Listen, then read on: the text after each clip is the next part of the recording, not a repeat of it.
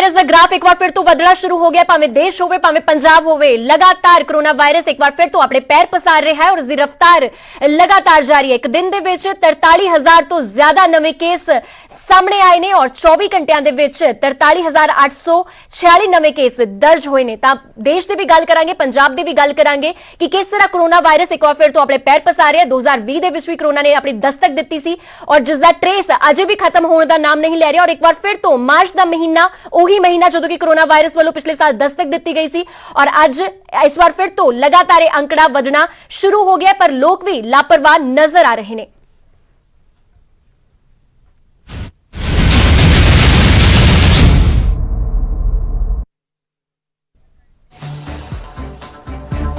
देश के कोरोना की खतरनाक रफ्तार जारी है। एक दिन के 43 तो ज्यादा नवे केस सामने आए ने। 24 घंटिया 43,846 नवे केस दर्ज होए ने। एक दिन के करीब 200 मौतां भी हुई ने। 24 घंटे के करीब 23,000 मरीज रिकवर होए ने। देश के भी 24 घंटिया का हाल तुहानूं दस रहे जिथे कि 43,000 तो वध जिहड़े एक्टिव केस ने वो इस वेले जिहड़े नवे केस ने वो सामने आए ने। 43,846 नवे केस रिपोर्ट किए गए ने। एक दिन के करीब 200 मौतां पूरे देश के होईयां ने और 24 घंटे में करीब 23,000 मरीज रिकवर भी हुए ने। हालांकि रिकवरी रेट चंगा है पर उस दौरान जो मौतां हुई ने उस आंकड़े नूं भी आपां नकार नहीं सकते। 200 मौतां 24 घंटे दे विच होना अपने आप दे विच सनसनी जरूर मचा रहा है क्योंकि लगातार लोग लापरवाहियां बरत रहे हैं, मास्क की वरतों नहीं कर रहे, कोई सोशल डिस्टेंसिंग की पालना नहीं हो रही और सारे अदारे उस तरह ही चल रहे हैं जिसनूं लैके लगातार इस संक्रमण का फैलण का खतरा एक बार फिर तो वधदा जा रहा है।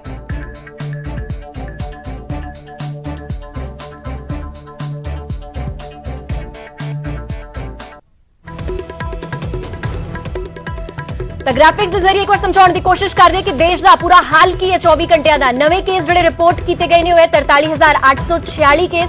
हालांकि इन्होंने 22,956 मरीज रिकवर भी हुए हैं। रिकवरी रेट ठीक है पर उस दौरान फिलहाल कई मरीज अजिहे ने जो अजे भी जेरे इलाज ने।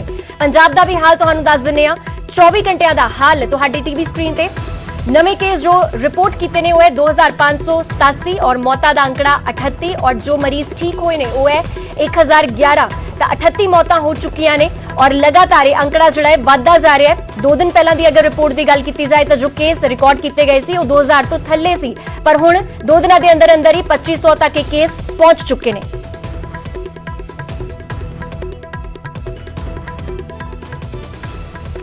तो लगातार कोरोना वायरस के केस वध रहे हैं जिसनूं लैके नवीं पाबंदियां हुण लागू कर दित्तियां गईयां। 11 हॉटस्पॉट जिलियां दे विच नियम होर ज्यादा सख्त कर दित्ते गए ने।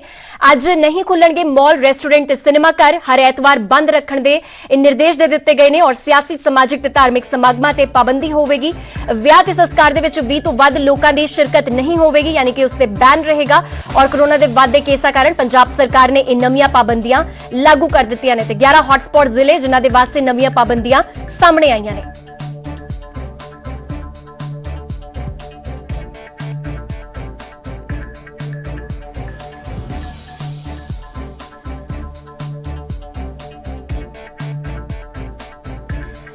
कोरोना वायरस के केस वधने शुरू हो गए हैं जिसनूं लैके न्यूज़ 18 पंजाब, हरियाणा, हिमाचल की भी यही कोशिश है कि तुहानूं चौकन्ने रहने की अपील करिए। डराउणा नहीं, ये अंकड़ियां का मकसद डराउणा नहीं बल्कि तुहानूं केयरफुल बनाउणा है कि तुसीं भी ये अंकड़े देखो और फिर आप हिसाब लगाओ कि तुहानूं की करना है, मास्क की वरतों करनी कितनी जरूरी है। तो साडी कोशिश कि हर जिले का हाल तुहाडे तक पहुंचाइए। फिलहाल मेरे नाल हुशियारपुर तो साडे सहयोगी सतपाल रतन जुड़ चुके हैं।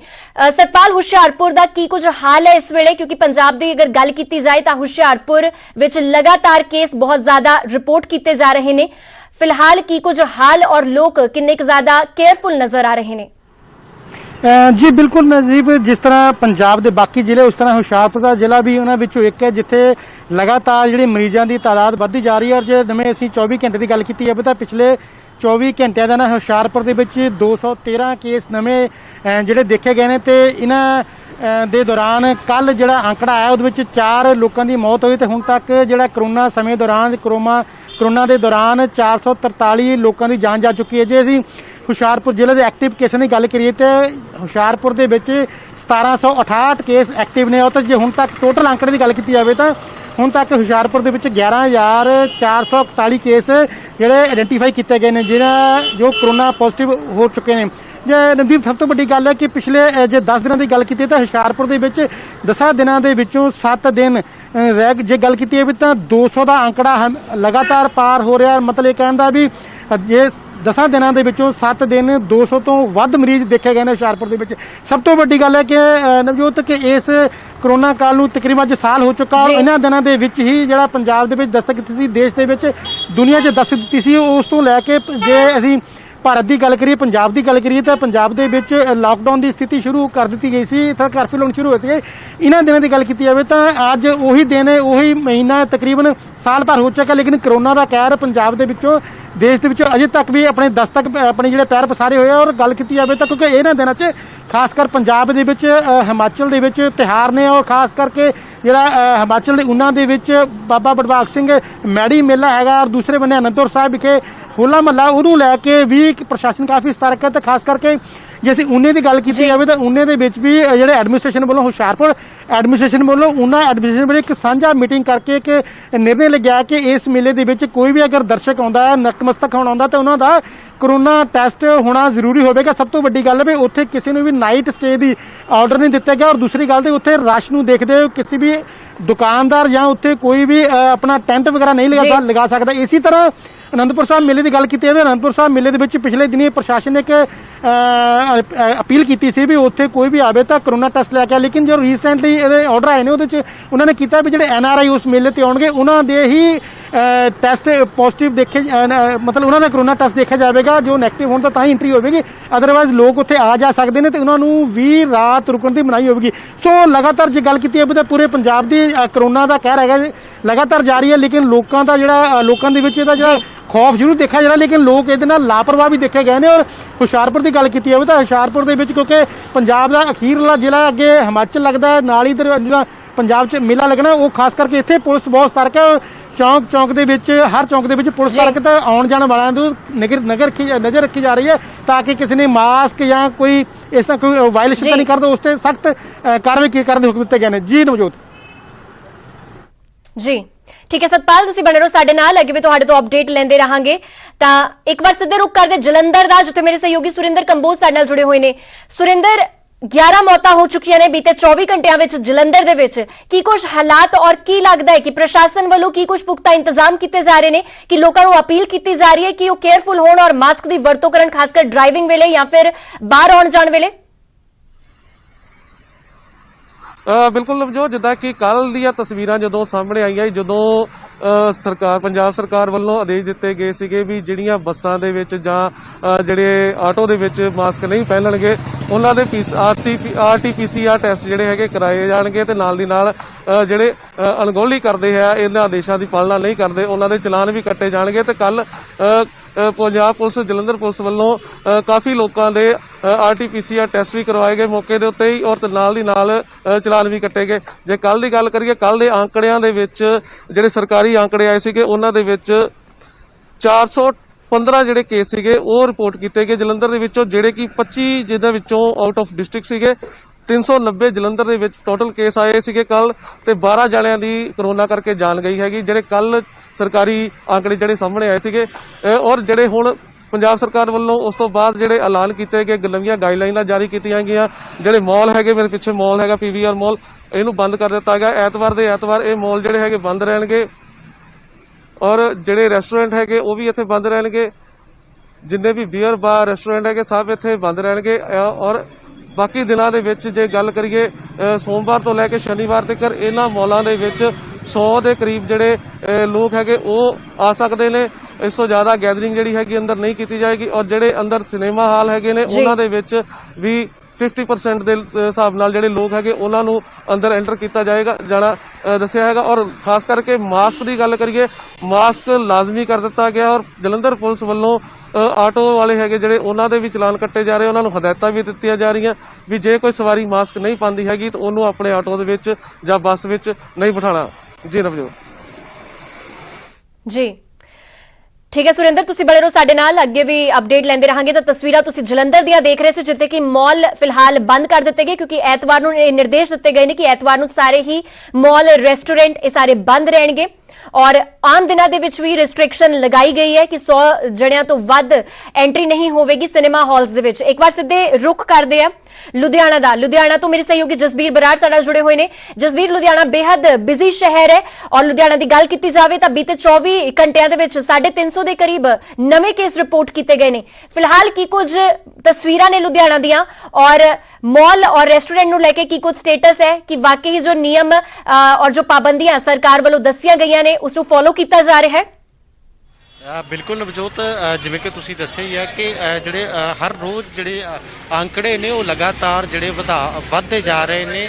ਮੌਤਾਂ ਦੀ ਗਿਣਤੀ ਵੀ ਲਗਾਤਾਰ ਵੱਧਦੀ ਜਾ ਰਹੀ ਹੈ। 2 ਮੌਤਾਂ ਜਿਹੜੀਆਂ ਕੱਲ ਜਿਹੜੀਆਂ ਹੋਈਆਂ ਸੀਗੀਆਂ ਤੇ ਬਾਜ਼ਾਰਾਂ ਦੇ ਵਿੱਚ ਹਾਲਾਤ ਜਿਹੜੇ ਨੇ ਉਹ ਉਸੇ ਤਰ੍ਹਾਂ ਜਾਰੀ ਨੇ। ਲੋਕ ਜਿਹੜੇ ਨੇ ਜੇ ਆਪਾਂ ਗੱਲ ਕਰੀਏ ਮਾਸਕ ਦੀ ਤਾਂ ਨਾ ਤਾਂ ਜਿਹੜਾ 70% ਦੇ ਕਰੀਬ ਹੀ ਲੋਕ ਜਿਹੜੇ ਨੇ ਉਹ ਮਾਸਕ ਪਾਏ ਹੋਏ ਨੇ ਤੇ 30% ਦੇ ਕਰੀਬ ਲੋਕ ਜਿਹੜੇ ਨੇ ਉਹ ਬਿਨਾਂ ਮਾਸਕਾਂ ਤੋਂ ਘੁੰਮ ਰਹੇ ਨੇ।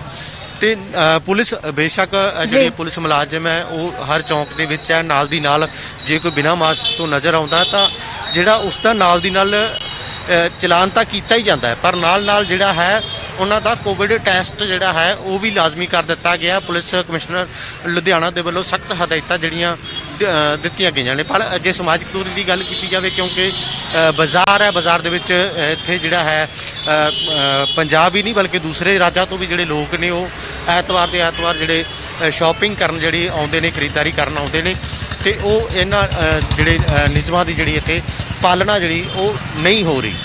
ਸਮਾਜਿਕ ਦੂਰੀ ਦੀ ਕੋਈ ਪਾਲਣਾ ਨਹੀਂ ਹੋ ਰਹੀ। ਜੇ ਹੋਟਲ ਰੈਸਟੋਰੈਂਟ ਦੀ ਗੱਲ ਕੀਤੀ ਜਾਵੇ ਤਾਂ ਜਿਹੜੇ ਬੀਤੇ ਕੱਲ ਜਿਹੜਾ ਹੈ ਹੋਟਲ ਐਂਡ ਰੈਸਟੋਰੈਂਟ ਮਾਲਕਾਂ ਨੇ ਇੱਕ ਪੱਤਰਕਾਰ ਸੰਮੇਲਨ ਕਰਕੇ ਵੀ ਸਰਕਾਰ ਨੂੰ ਇਹ ਅਪੀਲ ਕੀਤੀ ਸੀ ਕਿ ਜਿਹੜੇ 20 ਲੋਕ ਜਿਹੜੇ ਜੇ ਗੈਦਰਿੰਗ ਕਰਨੀ ਹੈ, ਕਿਉਂਕਿ ਇੱਕ ਪਰਿਵਾਰ ਦੇ ਵਿੱਚ 20 ਲੋਕ ਤਾਂ ਇੱਕ ਪਰਿਵਾਰ ਦੇ ਹੀ ਹੁੰਦੇ ਨੇ, ਇਸ ਕਰਕੇ ਗੈਦਰਿੰਗ ਜਿਹੜੀ ਹੈ ਉਹਨੂੰ 50 ਤੱਕ ਦੀ ਜਿਹੜੀ ਛੋਟ ਦਿੱਤੀ ਜਾਵੇ ਤੇ ਕੋਵਿਡ ਨਿਯਮਾਂ ਦੀ ਜਿਹੜੀ ਅਸੀਂ ਪਾਲਣਾ ਜਿਹੜੀ ਹੈ ਉਹ ਅਸੀਂ ਪੂਰੀ ਕਰਾਂਗੇ। ਸਰਕਾਰ ਸਾਨੂੰ ਕੁਛ ਨਾ ਕੁਛ ਰਾਹਤ ਦੇਵੇ, ਕਿਉਂਕਿ ਕਾਰੋਬਾਰ ਹੈ ਜਿਹੜਾ ਪਹਿਲਾਂ ਹੀ ਜਿਹੜਾ ਠੱਪ ਪਿਆ। ਹੁਣ ਜਿਹੜਾ ਕਾਰੋਬਾਰ ਸ਼ੁਰੂ ਹੋਇਆ ਸੀਗਾ ਪਰ ਹੁਣ ਫਿਰ ਕੋਵਿਡ ਦੀ ਮਾਰ ਦੇ ਥੱਲੇ ਆ ਰਿਹਾ ਕਿਤੇ ਨਾ ਕਿਤੇ ਜਿਹੜਾ ਲੁਧਿਆਣਾ ਕਾਰੋਬਾਰ ਹੈ ਜੀ।